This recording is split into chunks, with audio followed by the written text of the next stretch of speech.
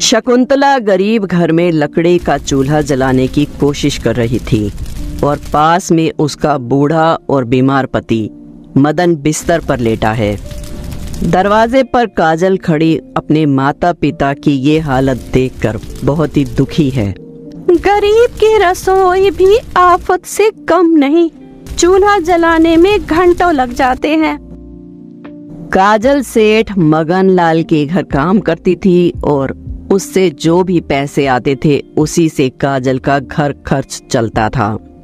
सेठ जी की आलीशान रसोई है और हमारे यहाँ का चूल्हा तो जलता भी नहीं। माँ कितनी परेशान हो जाती है चूल्हा जलाते जलाते। यहाँ तो मॉडर्न गैस है, ओवन है, टोस्टर है, डिश वॉशर तक है और इतना बड़ा फ्रिज। स्वर्ग में भी ऐसी रसोई न होगी शायद।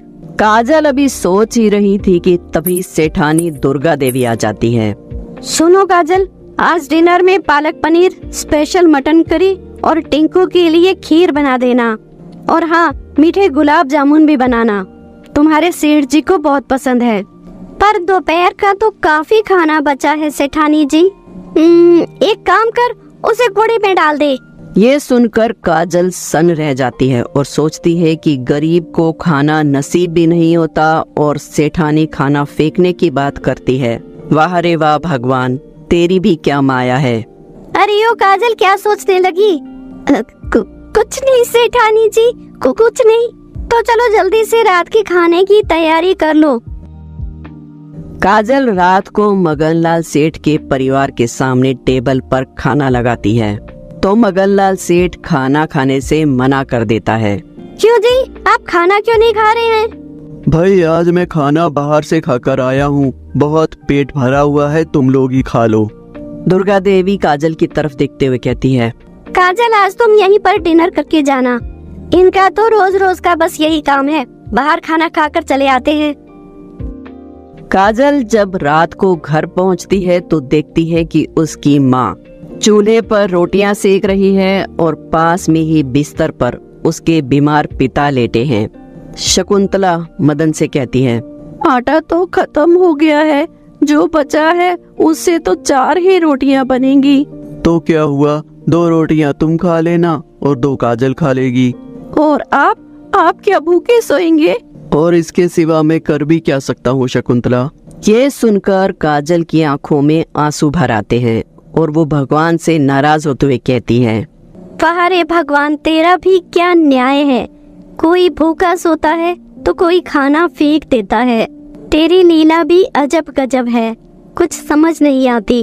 तभी शकुंतला की नजर काजल पर पड़ती है और वो उसे रसोई में बुलाते हुए कहती है, अरे काजल बेटा आ गई तू, ले आजा, गर्मा गर्म रोटियां खा ले। माँ, मैं तो पेट भरकर खाना खा के आई हूँ, आप और बाबूजी ये रोटियां खा लो।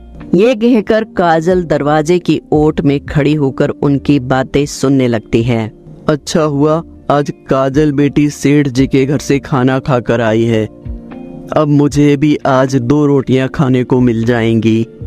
सुबह सेठ जी के यहाँ काम पे जाने से पहले काजल अपनी रसोई में जाकर खाली बर्तनों को देखती है। घर में तो अनाज का एक दाना भी नहीं है। मेरी कमाई से तो मैं माँ बाबूजी को 2 वक्त का खाना भी नहीं दे पाती। काश हमारे घर में भी सेठ जी की जैसी रसोई होती। काजल सेठ मगनलाल के यहाँ साफ सफाई कर रही थी तो उसकी नजर अचानक दाल, चावल, आटा, चीनी और तरह तरह के राशन पर पड़ती है। राशन का भरा पूरा भंडार देखकर काजल को अपने भूखे माँ बाप की याद आती है और उसकी आंखों में आंसू आ जाते हैं। हमारी रसोई में तो राशन का दाना भी नहीं बचा है, फिर माँ और बाबूजी भूख से तड़प रहे होंगे। नहीं नहीं, मैं उन्हें ऐसे नहीं भूखे मरने दूंगी। ये सोचकर काजल अपनी सेठानी दुर्गा देवी के पास जाती है। मालकिन, आज मुझे कुछ पैसे चाहिए। अरे कैसी लड़की हो तुम, हर दूसरे दिन पैसे मांगने लगती हो, तुम्हें शर्म नहीं आती? दे दो ना कुछ पैसे, जब काम हमारे यहाँ करती है तो पैसे मांगने क्या नुक्कड़ वाले चंदू के पास जाएगी? सेठानी के कहने पर कंजूस सेठ काजल को 50 रुपए देता है उस समय वो थोड़े से पैसे ही काजल के लिए बहुत बड़ी रकम थी। वो मन ही मन सोचती है, आज इन पैसों से मैं अपने माँ बाबूजी के लिए कुछ न कुछ खाने को जरूर लेकर जाऊंगी। आज मैं उन्हें भूखा नहीं सोने दूंगी। काजल एक होटल से 50 रुपए का खाना खरीदकर अपने घर की तरफ चलती है और तभी कुछ दूर चलने पर उसे पीछे से एक आवाज सुनाई देती है, बेटी, ओ बेटी, जरा सुन तो। काजल पीछे मुड़कर देखती है तो एक गरीब दुबली पतली बुढ़िया वहाँ खड़ी थी। क्या हुआ माँ जी, आपको कुछ चाहिए? बेटी, मैंने 3 दिनों से कुछ खाया नहीं है, बहुत भूख लगी है, कुछ खाने को दे दो, भगवान तुम्हारा भला करेगा। ये सुनकर काजल दुविधा में पड़ जाती है कि घर पर माँ बाबूजी भूखे हैं, लेकिन इधर इस गरीब बुढ़िया ने 3 दिन से कुछ नहीं खाया है। काजल बड़ी दयालु थी, इसलिए वो मन में सोचती है, माँ बाबूजी ने तो रात को खाना खा लिया था, पर इस बूढ़ी माँ ने तो 3 दिन से कुछ नहीं खाया है। मैं ये खाना इन्हें दे देती हूँ। ये सोचकर काजल खाना बूढ़ी माँ को दे देती है और बुढ़िया खाना खाकर काजल को आशीर्वाद देने लगती है। भगवान तुझे हमेशा खुश रखे बिटिया, तेरे घर की रसोई में अन्न और धन के भंडार भरे रहे। ये कहकर बुढ़िया काजल को एक सोने का गुटका देती है। तुमने मुझे आज खाना खिलाया है, मुझे भी तुम्हें कुछ देना चाहिए। लो, ये एक गुटका है, इसे रख लो। लेकिन माँ जी, मैं इस गुटके का क्या करूँगी? अरे तो इसे रख ले, मैं कहती हूँ ये तेरी किस्मत बदल देगी, देखना। हाँ।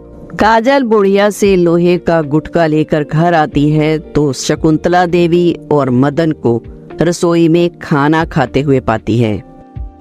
काजल हैरानी से पूछती है, माँ, बाबूजी, ये खाना कहाँ से आया? बेटा, आज मंदिर में भंडारा लगा था, तेरी माँ वहीं से खाना लाई है। काजल, जल्दी से तू भी खाना खा ले, आलू की सब्जी है, पूरी है, हलवा है। माँ, पहले तुम खा लो और बाबूजी को खिला दो। मैं अभी हाथ मुंह धोकर आती हूँ, फिर मैं खा लूंगी। ये कहकर काजल उस लोहे के गुटके को बाबूजी के बिस्तर के पास रखे स्टूल पर रखकर घर के अंदर चली जाती है और फिर वो उसे भूल जाती है। कुछ दिन बाद मगनलाल सेठ काजल को बुलाकर कहता है, देखो काजल, हम अपने परिवार के साथ विदेश जा रहे हैं, वहाँ पर मेरा भाई रहता है, अब हम वहीं पर रहेंगे उनके साथ। कल से तुम काम पर मत आना। इस तरह काजल की नौकरी चली जाती है और वो काम के लिए दर दर भटकने लगती है। एक घर के बाहर एक औरत खड़ी थी, उससे काजल बोलती है, मेम साहब, काम वाले की जरूरत हो तो बताना, मैं घर का सारा काम कर लेती हूँ। यहाँ तो सबके घर में काम वाली है, इसलिए किसी को जरूरत नहीं है। जाओ कहीं और काम ढूंढो। अब तो काजल की नौकरी भी चली गई और घर में जो थोड़े बहुत पैसे आते थे वो भी आने बंद हो गए। इसलिए घर की हालत दिन ब दिन खराब होती जा रही थी और भूखमरी का तो ये आलम था कि सबको हर रोज भूखे ही सोना पड़ता था। माँ, मुझे तो कोई काम मिल ही नहीं रहा, पता नहीं ऐसे कब तक चलेगा। रसोई का चूल्हा पता नहीं कितने दिन और ऐसे ही शांत रहेगा। माँ काजल को पानी का गिलास देते हुए कहती है, काजल बिटिया, तू कोशिश तो कर रही है ना कुछ हो ही जाएगा, तू चिंता मत कर, ले पानी पी ले।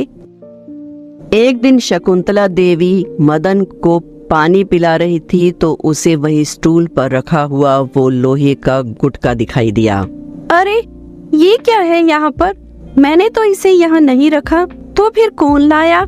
शकुंतला देवी उस गुटके को उठाकर उलट पुलट कर देखती है और फिर उसे अपने हाथों से रगड़ने लगती है। जैसे ही शकुंतला देवी उस गुटके को रगड़ती है, अचानक वहाँ एक परी प्रकट हो जाती है। परी को देखकर मदन और शकुंतला देवी दोनों हैरान रह जाते हैं। परी हवा में उड़ते हुए बोलती है, मैं हूँ परी, प्यारी परी, इस गुटके में रहती हूँ, सबके काम करती हूँ। जो भी इस गुटके को घिसता उसे जो चाहिए वो ही मिलता। तो बोलो, क्या है तुम्हारी इच्छा? हम गरीबों की रसोई में इतना राशन भर दो कि हमको 2 वक्त पेट भरकर खाना मिल सके। हाँ परी बिटिया, हम लोगों ने कई दिनों से कुछ भी नहीं खाया है। ठीक है, अब खा लेना और आज के बाद कभी भूखी मत रहना। ये कहकर परी अपनी जादू की छड़ी घुमाती है और चारों तरफ रोशनी ही रोशनी बिखर जाती है। सितारे टिमटिमाने लगते हैं। परी के पंखों से छोटे छोटे तारे उड़ने लगते हैं। फिर तो देखते ही देखते उनकी रसोई भी सेठ मगनलाल की रसोई की तरह शानदार बन जाती है। मदन खुश होकर बोलता है, अरे अरे वाह बिटिया, तुमने तो चमत्कार ही कर दिया, है ना शकुंतला? हाँ जी, अब हमारी रसोई में भी काजल के सेठ जी की रसोई की तरह हर समय खाना बनेगा। तो फिर तुम जल्दी से खाना बनाने में लग जाओ, काजल बिटिया आती ही होगी। शाम को काजल घर आती है तो अपनी रसोई को देखकर दंग रह जाती है। फिर जब उसे सच्चाई का पता चलता है तो वो उस लोहे के गुटके को देने वाली बुढ़िया को दिल से धन्यवाद करती है।